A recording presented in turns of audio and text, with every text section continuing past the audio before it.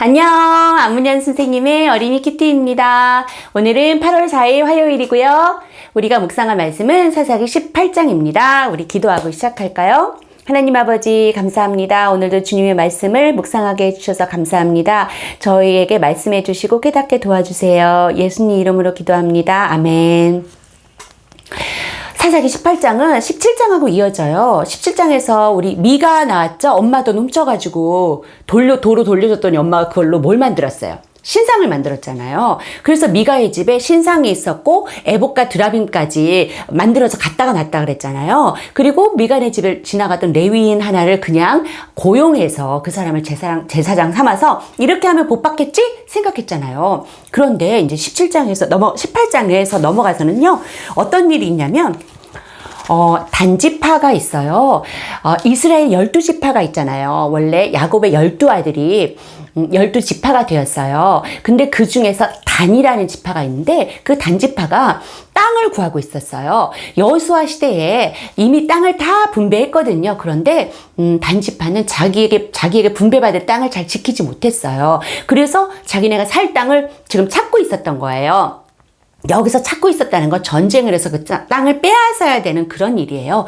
그래가지고 땅을 찾다가 정탐을 하러 5명을 보내요. 그래서 미간의 집에서 거기서 잠시 있게 돼요. 보니까 미간의 집에 뭐가 있어요? 네, 에봇과 드라빔과 신상이 있고 그 다음에 거기에 제사장 레위인까지 있잖아요. 갑자기 이제 단지파의 그 정탐꾼이 어떻게 생각하겠어요? 저거를 우리 지파에 갖고 오면은 하나님이 복을 주시겠다. 딱 이렇게 생각을 한 거예요. 그래서 그 5명이 정탐하고 나간 후에 그 근처에 있는 라이스라는 땅을 가서 그 사람들을 모두 죽이고 그 땅을 차지해요. 그리고서는 미간의 집에 있는 그 신상과 에봇과 드라빔과 그 레위인까지 싹쓸이 가지고, 싹쓸이로 가져와서 단지파 땅으로 가게 되는 거예요. 단지파도 그렇고 미가도 그렇고 그 신상만 있으면 에봇과 드라빔, 즉 하나님의 제사를 드리는 그런 옷이 있으면 그 기구가 있으면 또 제사장만 있으면 그러면 하나님이 무조건 우리에게 복을 주시겠지. 그래서 단지파가 그 미가의 집에 있었던 그 에봇과 드라빔 신상을 가져오고요. 그거를 계속해서 섬겨요. 오늘 이거를 읽으면서 선생님은 마음이 좀 답답했어요. 왜 사람들은 무조건 뭐만 있으면, 눈에 보이는 것만 있으면 하나님께 복을 받는다 이렇게 생각하는지 모르겠어요. 사실은 하나님의 말씀대로 살아야지 되는 거거든요. 이 성경책이 있다고 복 받는 게 아니에요. 이건 그냥 책이에요.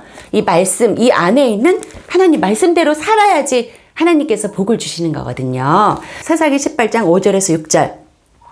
그들이 그에게 이르되 청하건대 우리를 위하여 하나님께 물어보아서 우리가 가는 길이 형통하는지 우리에게 알게 하라 하니 6절 그 제사장이 그들에게 이르되 평안히 가라 너희가 가는 길은 여호와 앞에 있느니라 하니라.